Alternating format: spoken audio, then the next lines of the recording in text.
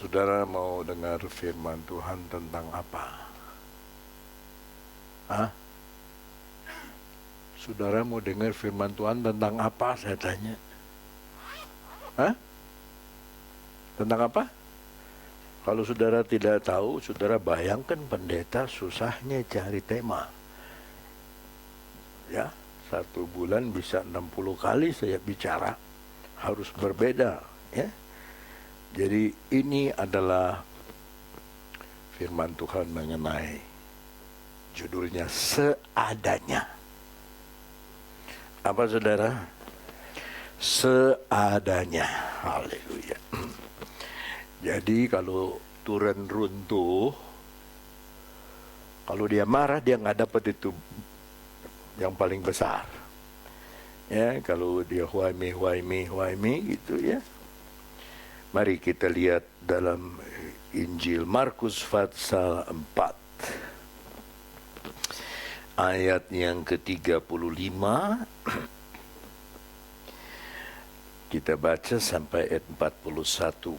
Pada hari itu, waktu hari sudah petang, Yesus berkata kepada mereka, marilah kita bertolak ke seberang.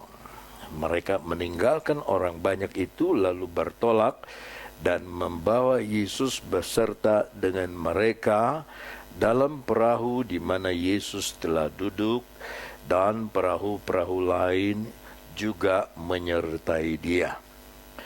Lalu mengamuklah taufan yang sangat dahsyat, dan ombak menyembur masuk ke dalam perahu sehingga perahu itu mulai penuh dengan air. Pada waktu itu Yesus sedang tidur di buritan di sebuah tilam.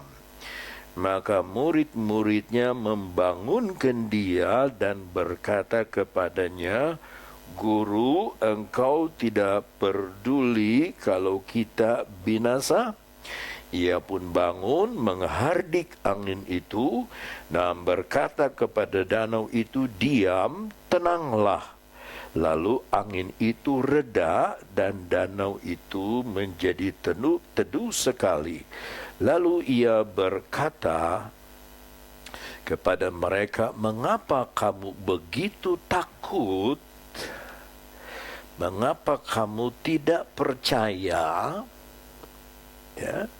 Lalu ia berkata kepada mereka, mengapa kamu begitu takut?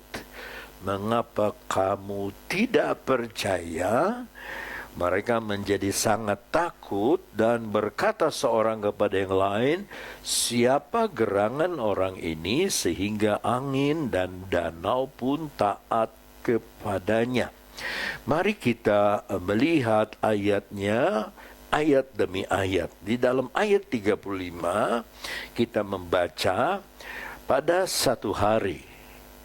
Jadi seperti satu hari kapan gitu. Dalam bahasa Inggris, on the same day, pada hari yang sama.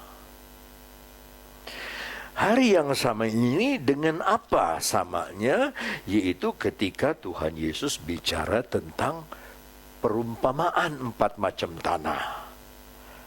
Ya, jadi kalau saudara baca dari ayatnya yang ke-13, lalu ia berkata kepada mereka, tidakkah kamu mengerti perumpamaan ini? Lalu demikian bagaimana kamu dapat memahami semua perumpamaan yang lain? Apa artinya? Kita baca ayat 26. Lalu kata Yesus, beginilah hal kerajaan Allah, seumpama orang, nanti dulu. Ayat ke-13 dulu. Lalu ia berkata kepada mereka, tidakkah kamu mengerti perumpamaan ini? 14. Penabur itu menaburkan firman. Orang-orang yang di pinggir jalan, tempat firman itu ditaburkan, ialah mereka yang sama-sama dong mendengar, tidak ada kan, mendengar firman, sama seperti saudara sekarang sedang mendengar firman, lalu datanglah iblis dan mengambil firman yang baru ditaburkan di dalam mereka. Maka Ini tips saja. Sebelum kita mau dengar firman Allah, kalau saudara ingin ke belakang, lekas lari ke belakang. Beres, supaya ketika kita dengar firman Allah, kita nggak masuk mundur, masuk keluar. Sebab saat saudara masuk keluar, orang lihat saudara, itu benih sudah hilang. Ya, tercuri. Nah, ayat ke-16. Demikian juga yang ditaburkan di tanah yang berbatu ialah orang yang mendengar firman dan segera menerimanya dengan gembira. Tetapi mereka tidak berakar dan tahan sebentar saja. Apabila kemudian datang penindasan atau penganiayaan karena firman itu, mereka segera murtad. Murtad itu tidak ada iman sama sekali. Lalu ayat 18, dan yang lain ialah yang ditaburkan di tanah semak duri. Itulah yang mendengar firman. Tiga-tiganya mendengar firman. Lalu kekhawatiran dunia ini dan tipu daya kekayaan dan keinginan-keinginan akan hal yang lain masuk menghimpit firman itu sehingga tidak berbuah. Sekarang saya ngerti kenapa jemaat susah berkembang. Karena Tuhan kasih perumpamaan ini. Dan akhirnya yang ditaburkan di tanah yang baik ialah orang yang mendengar dan menyambut firman lalu berbuah. Ada yang 30 kali lipat, ada yang 60 kali lipat, dan ada yang 100 kali lipat. Tadi dalam kebaktian pertama ada yang nyanyi 30 kali ganda, 60 kali ganda. Terus di dalam ayat ke-23, barang siapa mempunyai telinga untuk mendengar, hendaklah ia mendengar. Nampaknya semua nasihat Yesus itu tidak masuk kepada murid-muridnya. Kenapa? Karena Yesus tes, yaitu ketika di dalam ayat 35. Jadi saudara kalau dengar firman Allah, untuk supaya Tuhan yakin saudara punya itu, ngerti atau tidak, dia kasih tes kepada saudara. Ya, dia berkata, ayat keempat 33, dalam banyak perumpamaan yang semacam itu, ia memberitakan firman kepada mereka. Sesuai dengan apa saudara? Pengertian mereka. Waduh, Tuhan begitu baik, pengertian satu persatu dia tahu. Dia beritakan dengan macam-macam yang tidak tertulis. Macam-macam. Dan tanpa perumpamaan ia tidak berkata-kata kepada mereka, tetapi kepada murid-muridnya ia menguraikan segala sesuatu secara tersendiri. Kepada orang luar dan kepada murid beda. Nah ini yang kita bicarakan muridnya Yesus. Tes. Ayat ke-35, pada hari yang sama, on the same day, pada hari yang sama, when evening had come, ketika waktu sudah petang, ya, he said to them, dia berkata kepada mereka, let us cross over the other side. Marilah kita menyeberang, bukan bertolak. Let us cross, menyeberang. Saudara bilang cross. Menyeberang itu sama dengan salib. Salib juga cross. Jadi salib itu tesnya Tuhan. Maka Paulus sudah lulus dari tesnya itu. Ketika dia bilang dalam Galatia 6, dijauhkan Tuhan aku bermegah-megah. Aku tidak bermegah-megah dari hal yang lain, kecuali dari hal salib Tuhan. Aku tidak mau bermegah-megah dari hal yang lain, kecuali dari hal salib Tuhan. Aku tidak mau bermegah dari hal yang lain, kecuali dari hal salib Tuhan. Sebab itu tesnya Tuhan. Semua orang harus lewat salib Tuhan. Tapi di sini dipakai menyeberang ke seberang. Coba jangan lihat-lihat belakang. Mereka meninggalkan orang banyak itu lalu bertolak dan membawa Yesus beserta dengan mereka. Dalam bahasa, mati ini. Dalam bahasa Indonesia lama, mereka meninggalkan orang banyak lalu bertolak dan membawa Yesus, sebelum kata beserta, seadanya. Membawa Yesus asal-asalan, seadanya, ala kadarnya, seadanya. Tapi di dalam bahasa Indonesia Baru tidak ada. Membawa Yesus beserta dengan mereka dalam perahu, di mana Yesus telah duduk Dan perahu-perahu lain juga menyertai dia. Kalau saudara perhatikan, Yesus duduk berarti dia non-aktif. Dia santai. Dia duduk. Dia ada pada perahu yang sama dengan murid-muridnya. Jadi kalau ada angin ribut, ingat, Yesus ada di perahu yang sama dengan saudara. Berikut ayatnya yang ke-37. Lalu mengamuklah taufan yang sangat dahsyat, dan ombak menyembur masuk ke dalam perahu sehingga perahu itu mulai penuh dengan air. Orang yang bikin perahu harus berusaha air keluar dari perahu. Tidak ada air di dalam perahu.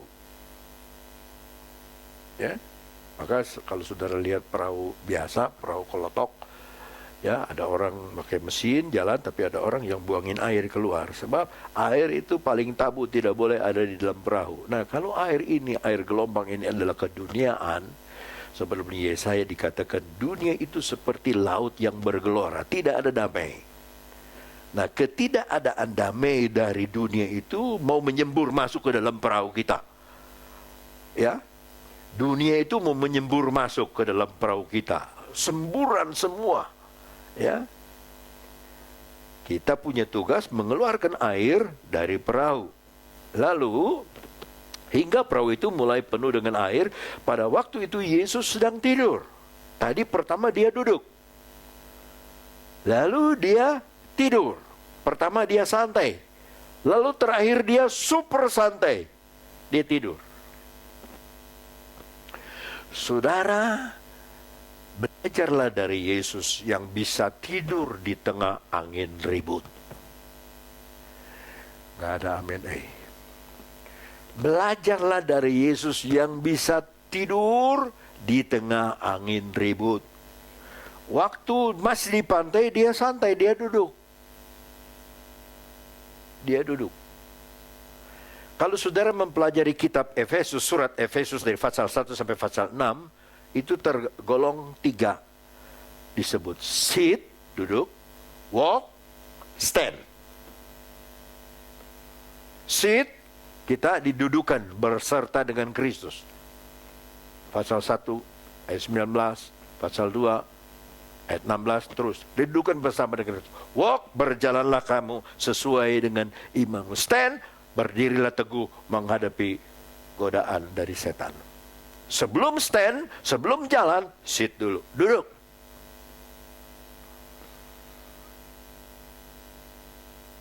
Belajar kita dari Yesus, karena dia kan sebut guru.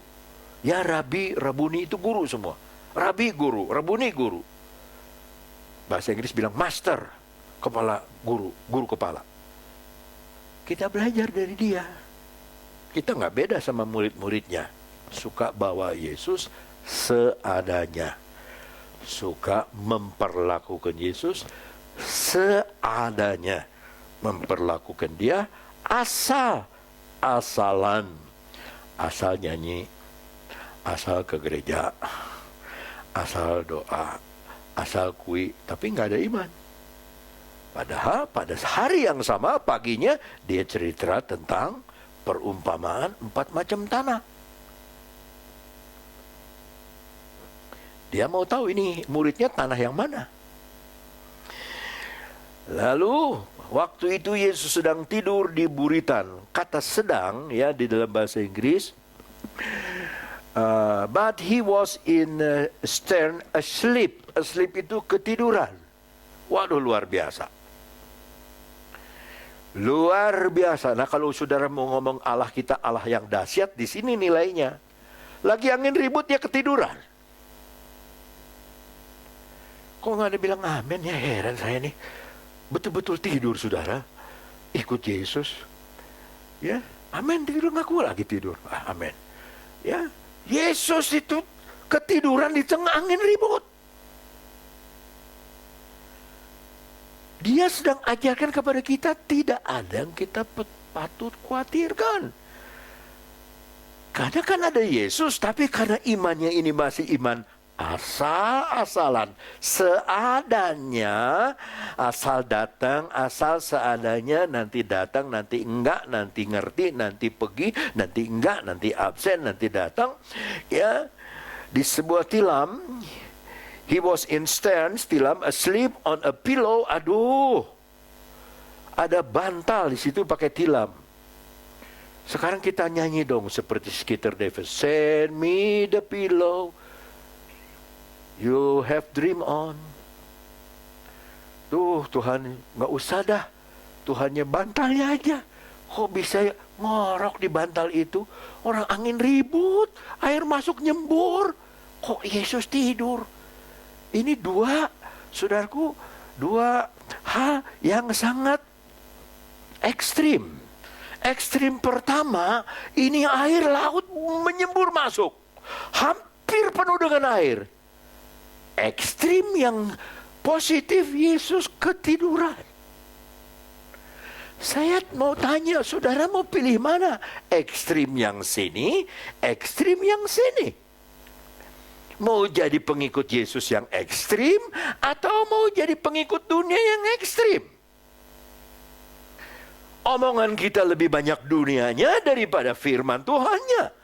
Obrolan kita banyak dunianya, sehingga perahu pribadi kita masuk dunia lebih banyak, sehingga hampir tenggelam, hampir penuh dengan air.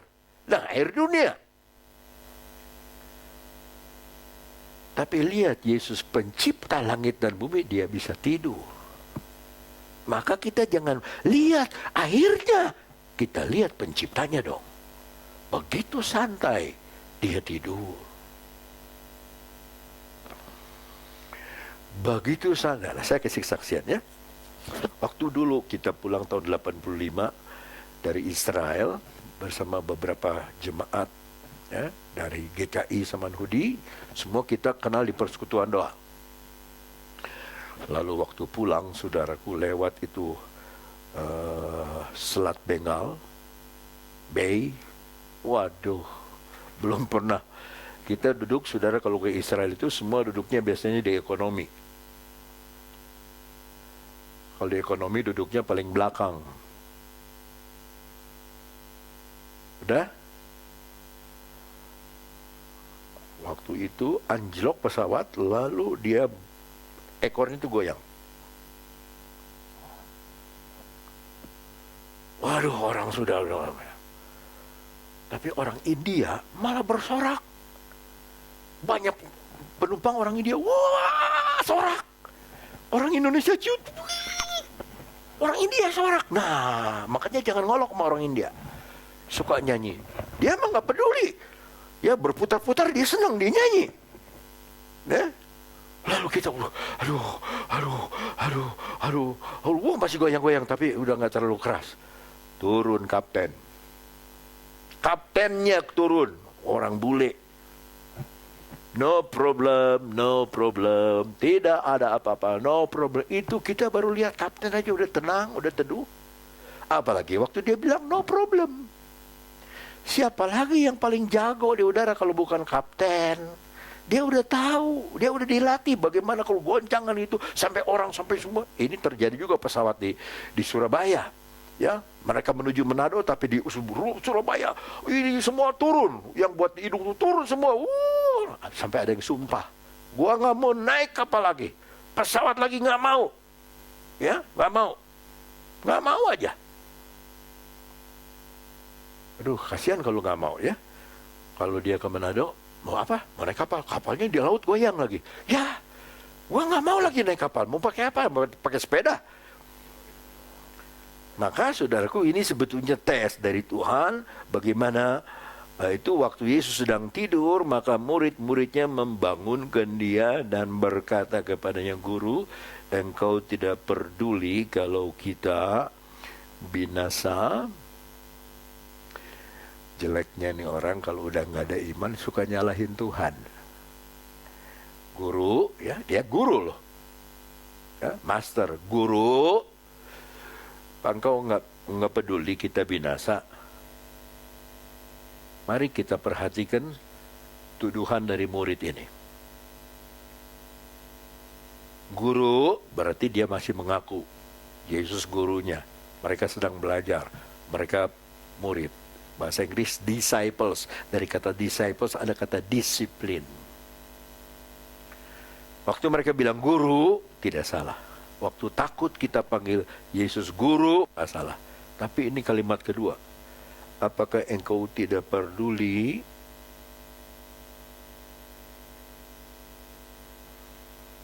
yang ngajakkan Tuhan? Mari kita menyeberang ke seberang. Pasti jadi nggak? Pasti jadi nggak? Pasti sampai nggak? Sebetulnya tidak usah dia takut. Ngomong, apa engkau tidak peduli? Teacher, do you not care? You nggak care sama kita? That we are perishing, kita ini binasa, sedang binasa. Kalau saudara Lucky, kalau mau berpisah dengan saya, yuk take care. Hati-hati ya, take care. Nah, kalau kita pulang, yuk hati-hati ya. Kalau ngomong hati-hati mah supirnya nggak kasih tahu. Saya mah tidur di mobil. Tidur mah masih mesti hati-hati. Ya, itu supirnya bilang hati-hati, itu ngomong sama supirnya. Tapi dia sayang sama saya, dia bilang, yuk take care. Jaga baik-baik. Ya, sudah. Maka dari tahun 76 saya bolak-balik Cianjur, Jakarta, nggak tahu sudah berapa ratus ribu kilometer. Saya pernah dikasih mobil pada tahun 84 dari 0 kilometer sampai 100.000 kilometer. Kita pakai penginjilan. 2 kali saya dikasih mobil, 3 kali. Ya. Yang keempat belum. Yang ketiga kali, aduh. Saudara, tapi sampai kilometer banyak. Ban dari Gondrong sampai Gundul. Saya sayang sama mama saya, mama pinjam mau ke Bandung, silakan. Pakai begitu di Bandung, ya nggak salah, mobil lagi diem, datang mobil tentara, tabrak, buret, penyok. Gimana nih? Aduh, supirnya jiwa baru lagi. Duh, kalau udah ketakutan, ya tentaranya main lari aja, nggak ada tanggung jawab. Sudah nggak apa-apa. Diganti lagi sama orang, semua orang GKI itu, orang GKI yang kasih lagi, udah. Jadi Tuhan kalau turun itu jatuh, no problem. Itu dikasih tahu sama Tuhan, kalau bikin turun 800, tiangnya mesti kuat. Jangan pakai tiang yang kuat untuk 200 liter. Jadi hujan kena angin masa sampai karoboh. Itu bukan salah Tuhan, salah yang bikin. Ya. Amin. Nah, ngaku udah cukup. Lalu mengamuklah taufan yang sangat dahsyat dan ombak menyembur masuk ke dalam perahu sehingga perahu itu mulai. Pada waktu itu Yesus sedang tidur di buritan sebuah tilam. Maka muridnya membangunkan dia dan berkata kepadanya, Guru, engkau tidak peduli kalau kita binasa. Yang kedua, bukan tidak peduli. Yang pertama, apa engkau you not care? Apa you nggak peduli? Penilaiannya negatif sekali. Padahal dalam 1 Petrus 5 ayat 7, serahkanlah segala khawatirmu kepadanya. Ayat 17 barangkali. Ayat 7. Karena dialah yang memperdulikan kamu. Ada lagu yang dia peduli. Lagu apa tuh? Dia peduli. Dia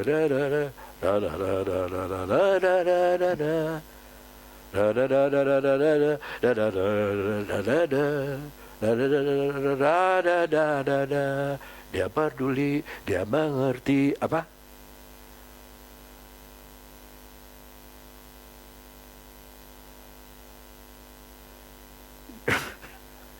Negatif sekali ya lagu itu ya.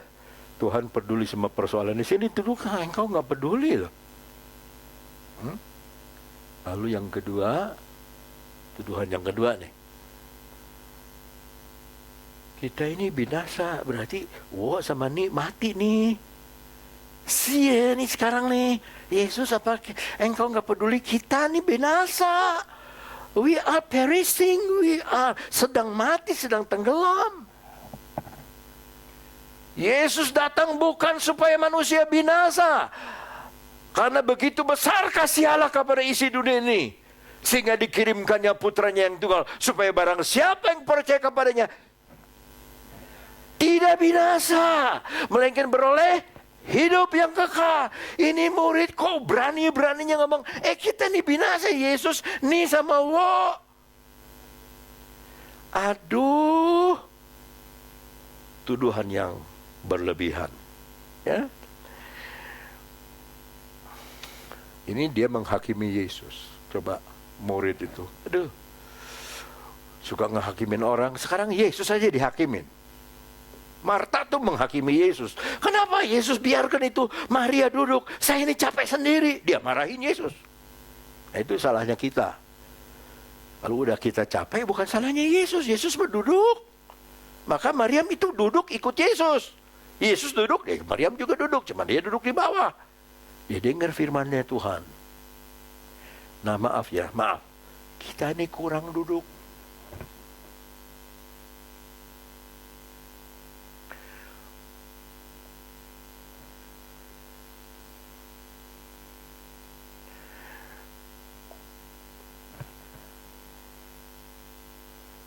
Saudara itu kurang duduk. Saudara ini kayak Marta. Saudara jadi pengacara. Pengangguran banyak acara. Lari sana, lari. Mau bersumpah.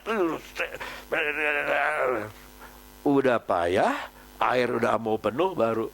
Yesus, apa yang kau gak peduli? Kita ini binasa. Lalu Yesus bangun karena dia mah sayang ya sama murid-muridnya. Ia pun bangun. Menghardik angin itu. Kata menghardik dalam bahasa aslinya itu dipakai bahasa menengking setan. Ya, dia menghardik angin itu dan berkata kepada danau itu, diam. Teduh, tenanglah. Bahasa Inggris bukan diam, damai. Peace. Coba bahasa Inggrisnya. Bahasa Inggrisnya. And he arose and rebuked the wind and said unto the sea, sama-sama, peace. Be still. Still itu nggak goyang. Kalau goyang, jangan, tenang. Tenang. Orang yang punya damai selalu tenang. Kalau dia bagaimana, repot, dia nggak punya damai. Dia itu aja. Saya bukan menghakimi, tapi itu Yesus bilang peace. Kita cuma taunya peace. Ininya begini, victory, tapi di sana, aduh gimana ya? Enggak, ya sama. Dia peace, be still, damai, tenang.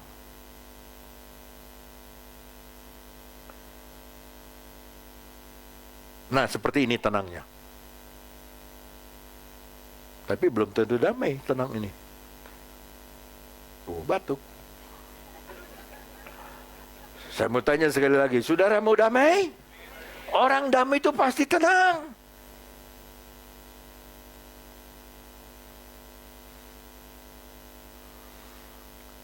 Sekarang saya mau tanya, yang dikatakan Yesus itu anginnya nurut enggak? Nurut tuh.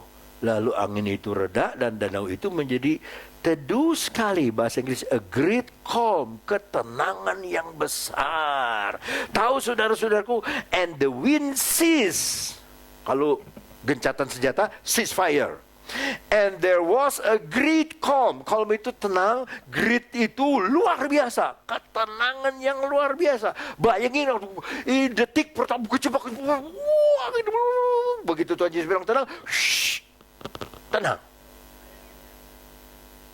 Saya yakin tuh kalau murid rambutnya kepalanya, rambutnya berdiri semua. Tadi ribut kan, kok bisa tenang? Hanya Yesus yang bisa bikin.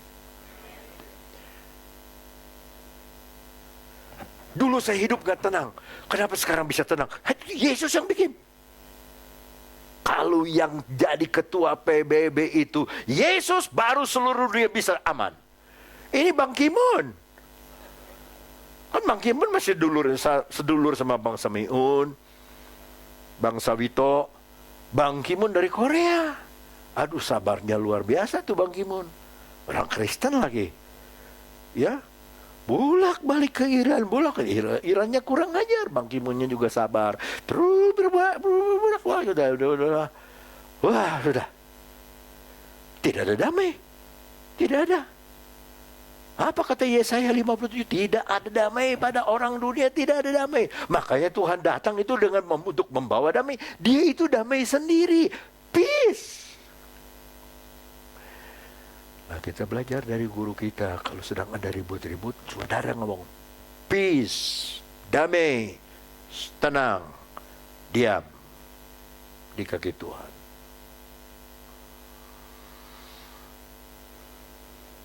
Ia pun bangun menghardik angin dan berkata, lalu angin itu reda dan lalu itu teduh sekali. Lalu ia berkata kepada mereka, mengapa kamu begitu takut? Mengapa kamu tidak percaya? Maaf, ini mah orang Indonesia yang nulis kalimatnya. Mengapa kamu begitu takut? Mengapa kamu tidak percaya? Kita lihat bahasa Inggrisnya. And he said unto them, why are ye so fearful? Mengapa kamu begitu takut? Betul. How is it that ye have no faith? Kamu nggak punya iman. Hari yang sama diajar nggak masuk. Mereka bukan tanah yang baik. Mereka tanah yang di pinggir jalan, mereka tanah yang bersemak belukar, mereka tanah yang berbatu-batu. Tidak ada yang 30 kali ganda, 60 kali ganda, 100 kali ganda. Enggak. You have no faith. Kamu tidak punya iman. Aduh, saya ngeri kalau Tuhan bilang, kamu tidak ada iman.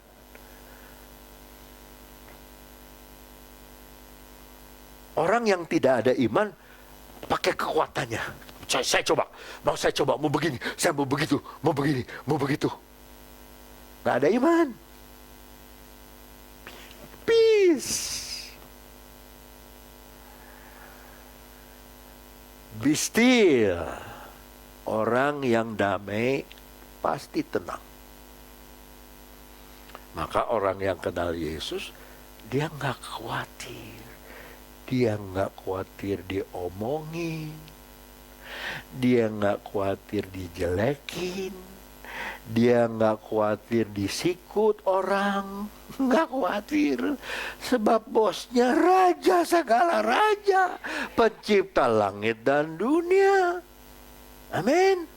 Haleluya. Puji Tuhan. Mereka, mengapa kamu tidak percaya? Bukan tidak percaya. You have no faith. Kamu tidak punya iman. Ikut aku tuh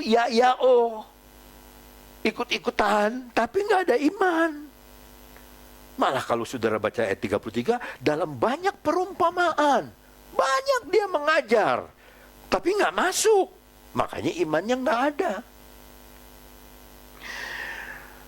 Mereka menjadi sangat takut dan berkata seorang kepada yang lain, siapa gerangan orang ini? Ini sudah membuktikan bahwa muridnya belum kenal siapa Yesus.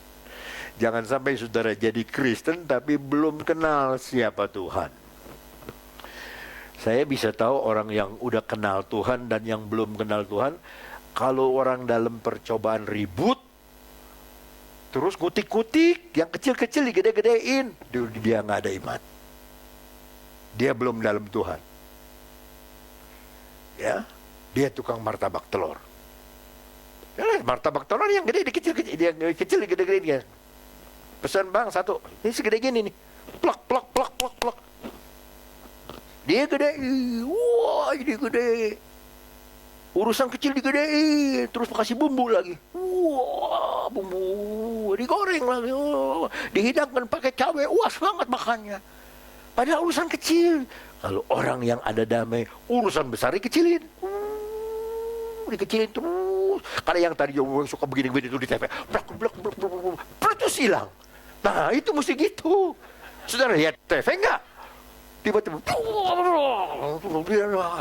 tuh Mereka dia nggak malu nari gitu, ditonton saat Indonesia. Nggak tuh sampai pendek, sampai di ujung, persis hilang. Mesti gitu anak Tuhan. Ada persoalan orang lain sampai di meja, orang dulu nari di meja, dari meja dia turun ke bawahnya, udah di ujung pintu, persis hilang. Anak Tuhan tuh mesti begitu. Haleluya.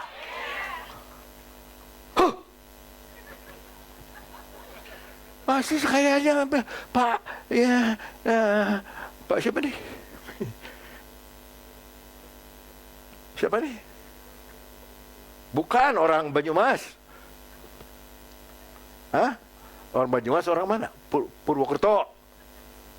Pak siapa nih? Pak Agus nari begini-begini tuh. Ya, orang udah. Tuh yang di TV tuh harus sudah ikut gitu kalau nyanyi. Sampai udara hilang. So hilang yang hanya kelihatan cuma Tuhan. Peletus saja hilang. Yang gede jadi kecil. Yang kecil hilang.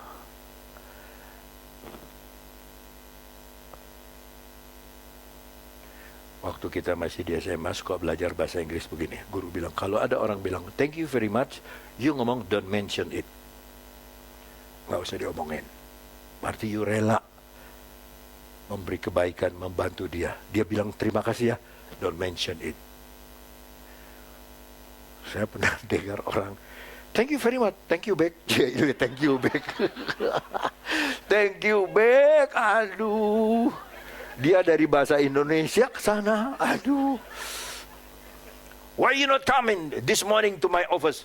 Sorry sir, sorry, I'm not delicious buddy. Aku gak enak badan, katanya, I'm not delicious body. Dari Indonesia disalin ke Inggris, kan cilaka, saudara.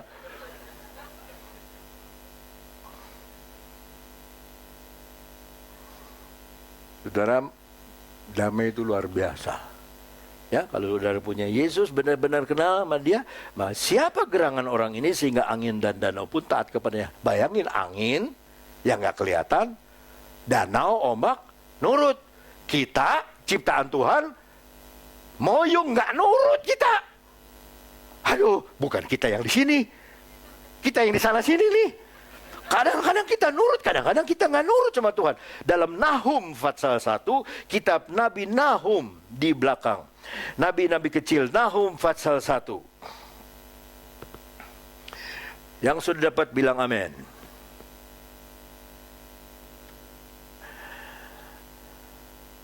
Ayat kedua, Tuhan itu Allah yang cemburu dan pembalas. Tuhan itu pembalas dan penuh kehangatan amarah. Tuhan itu pembalas kepada para lawannya dan pendendam kepada para musuhnya. Tuhan itu panjang sabar dan besar kuasa, tetapi ia tidak sekali-kali membebaskan dari hukuman orang yang bersalah. Ia berjalan dalam puting beliung dan badai, dan awan adalah debu kakinya. Ia menghardik laut dan mengeringkannya, dan segala sungai dijadikannya kering. Basan dan Karmel menjadi merana, dan kembang Libanon menjadi layu. Gunung-gunung gemetar terhadap dia, dan bukit-bukit mencair. Bumi menjadi sunyi sepi di hadapannya, dunia serta seluruh penduduknya. Siapa yang tahan berdiri menghadapi geramnya? Siapa yang tahan tegak terhadap mereka yang bernyala-nyala? Kehangatan amarahnya tercurah seperti api, dan gunung-gunung batu menjadi roboh di hadapannya. Ayat 7 saudara, hiburan bagi kita. Tuhan itu baik.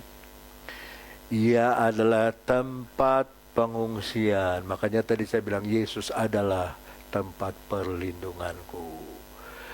Ia adalah tempat pengungsian pada waktu kesusahan. Ia mengenal orang-orang yang berlindung kepadanya dan menyeberangkan mereka pada waktu. Jadi Tuhan kalau bilang mari kita nyebrang, pastinya sampai. Pasti sampai.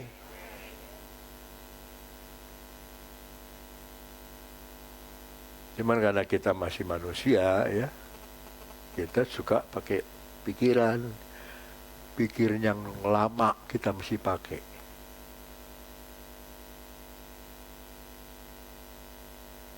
pikiran yang dulu kita mesti pakai dalam pekerjaan Tuhan yang baru. Nggak bisa. Seorang yang di dalam Kristus adalah ciptaan yang baru. Yang lama sudah berlalu, artinya sudah kadaluarsa, nggak bisa dipakai lagi. Saudara punya duit bengolan di rumah? Ada yang punya bengolan? Dulu itu bisa beli beras, sekarang hanya untuk alat kerik. Tidak bisa yang dulu dipakai untuk sekarang. Nggak bisa. Nggak bisa. Tapi kita suka pakai yang dulu untuk memperbaiki yang sekarang. Itu yang turun jadi robot, jangan dipakai lagi tiangnya. Ganti sama yang pakai baja, baju besi. Kerangkeng dari macan. Kalau saudara nangkep macan, pakai kerangkeng kayu atau kerangkeng besi? Besi. Kalau saudara nangkep tikus, pakai kerangkeng baja atau pakai lem? Pakai lem. Kalau orang gemuk dipaku, disalib, harus pakai paku. Kalau orang kurus kerempeng, kurus juga udah kurus kering, kurang makan, kurang cacing itu, udah cacingan, udah tengkorak, dia nggak usah dipaku, tempel pakai lem tikus, dia nempel. Mengerti saudara? Saya kasih perumpamaan ini bahwa urusan besar, gelombang besar sudah dikalahkan oleh Yesus. Dia janji dari perjanjian lama, aku menyeberangkan pada waktu banjir. Aku tempat pengungsianmu. Dan tempat pengungsian jauh lebih baik dari rumah sendiri. Ini hebatnya di dalam Tuhan. Bukan pengungsian yang dibawa ke gedung olahraga, semua tidur bareng, yang satu ngorok, yang satu kentut, wah udah kedengaran semua. Tidak. Tempat pengungsian Tuhan itu aduh luar biasa. Yang deket dulu, tempat pengungsian itu waktu kita sembahyang. Aduh, itu pengungsian kita. Kita curahkan kelelahan kita. Aduh Tuhan, saya begini. Ya. Hari Minggu itu saya jam 7 khotbah di Malang. Jam 7 sudah khotbah. Setengah 9 berhenti doakan gembala istrinya karena sakit sumsumnya itu harus ditambah apa gitu ya, jadi sedang dikemo. Kita doakan lalu diantar ke pesawat. Lalu karena kita mau kejar kebaktian di Cianjur, kita nggak kebagasiin, jadi saksofon saya pegang di kiri, ini koper di kanan. Ya, turun dari pesawat, jalan, kita mau kejar waktu, jalan. Saya lupa, dokter bilang, jangan angkat yang berat selama 6 bulan. Ini baru 2 bulan kita udah bawa yang berat.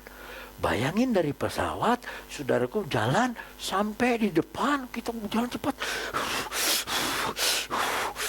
Capek. Saya lupa bahwa saya sudah 8, dia punya ring. Begitu duduk di mobil, panas saya punya dada. Panas luar biasa. Kayak dibakar. Wah, saya bilang, sudahlah, inilah akhir hidupku. Ada apa-apa? Mau dikasih minum? Dokter bilang, jangan minum kalau ada apa-apa. Jangan minum dulu. Tenang dulu. Taruh. Yesus, haleluya. Haleluya, Yesus, puji Tuhan. Haleluya, haleluya. Supir mah cerita yang lucu-lucu, kita mah haleluya. Nanti di Cibubur baru kita mulai tenang. Haleluya, puji Tuhan. Haleluya terus. Haleluya sampai langsung ke gereja. Di gereja saudaraku saya baru rasa badan lemas. Nggak bisa. Tapi heran. Ketika saya mau bawa firman Allah, nggak tahu dari mana itu kekuatan. Kuat aja gitu. Saya baca Tuhan itu baik. Di tempat perlindungan. pada waktu kesusahan. Yang sakit kan saya. Orang nggak rasa pedihnya, panasnya, kan orang nggak rasa. Tapi dia merasa. Tuhan tolong. Tuhan tolong, terima kasih. Haleluya. Sampai saya tidak tahu dompet saya hilang. Saya tidak tahu. Nggak ada.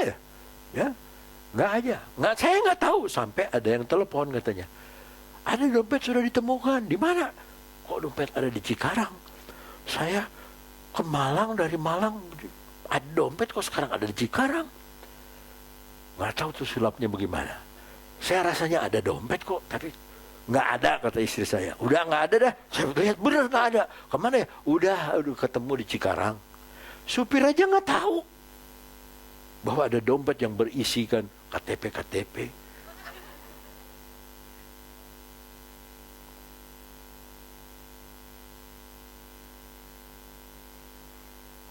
Tempat pengungsian pada waktu kesusahan, ia mengenal orang-orang yang berlindung kepadanya. Bukan artinya saudara susah, mengungsi, bukan. Ketika dunia semua susah, manusia semua susah, kesusahan mau menyembur masuk ke dalam perahu kita, dia mah tenang tidur. Maka dia mau bawa kita kepada ketenangannya. Mengungsi bersama dengan Yesus dalam ketenangannya. Kalau Yesus bisa tidur, muridnya, pengantinnya harus bisa tidur waktu gelombang masalah.